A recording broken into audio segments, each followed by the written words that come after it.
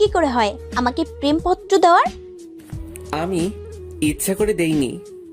তোকে আর কিছু বলতে হবে না। তোদের মতো কিছু ছেলের জন্যই আজকে মেয়েরা সমাজে অবহেলিত। প্রথম দিন ভার্সিটিতে এসেই মেয়েদের প্রেমপত্র দেওয়া শুরু। জানি না সামনে আর কি করবি। তোকে দেখে তো মনে হয় একদম নিষ্পাপ বাচ্চা, কিন্তু তুই যে এমন একটা কাজ করবি তা তোকে দেখে কেউই বুঝতে পারবে না। আর শোন, কখনো কোনো মেয়ের সাথে এই রকম করবি না। মাথা নিচু করে দাঁড়িয়ে আছি। অনেক ছাত্রছাত্রী দাঁড়িয়ে আমাকে দেখছে। কোনো কিছু না করেও এইভাবে সবার সামনে অপমানিত হলাম। অবশ্য অপমানিত হওয়া আমার কাছে নতুন কিছু নয়। সেই ছোটবেলা থেকেই অপমানিত হয়ে আসছি। বাবা মা মারা গেছে তখন আমি অনেক ছোট। তারপর থেকেই এতিমখানায় বড় হয়েছি। এইচএসসি পর্যন্ত সেখান থেকে পড়ালেখা করেছিলাম।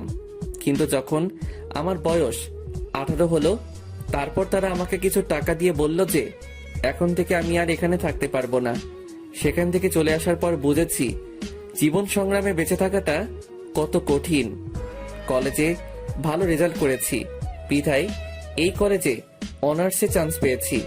আমি পারভেজ, আর এই দুনিয়ায় আমি শুধু একা, কেউ নেই আমার। কলেজে গেট দিয়ে ঢুকে সামনে যাইতেছি, তখনই কেউ একজন ডাক দিল। সামনে যাওয়ার পর বলল, কলেজে নতুন নাকি? জি ভাইয়া নতুন। নাম কি? পারভেজ।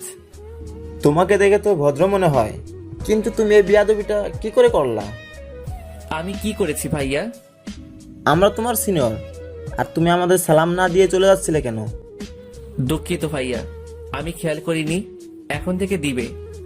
ঠিক আছে, এবারের মতো মাফ করে দিলাম। এই খামটা নাও।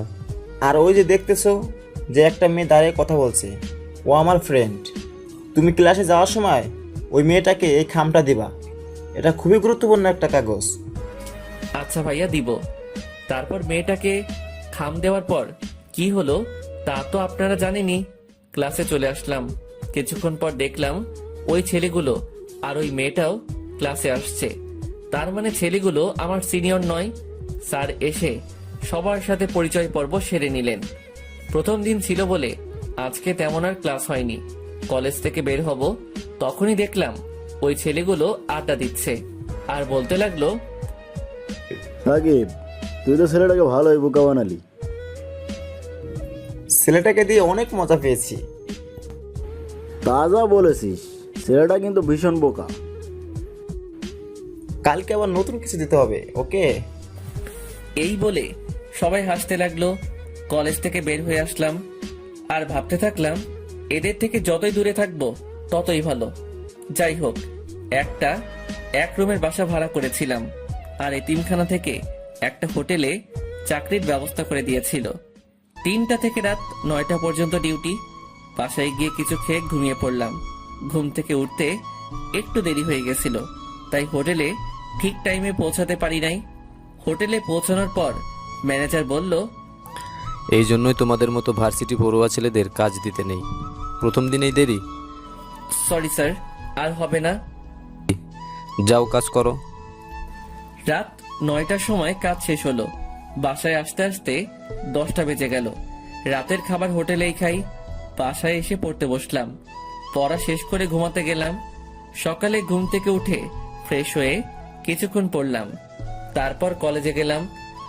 কলেজে যাওয়ার পর আবার সেই ছেলেটা সাকিব ডাক দিল। তোকে না বলেছিলাম আমাদের সালাম দিতে? সালাম কেন দিব? আমরা তো একসাথেই পড়ি। তোরে তো। তখনই একজন স্যার চলে আসলো। কি হচ্ছে কি এখানে? যাও ক্লাসে যাও। তারপর ক্লাসে চলে আসলাম। ক্লাসটা শেষ করে যখনই বাইরে আসবো তখনই একটা ছেলে আমাকে ধাক্কা দিল।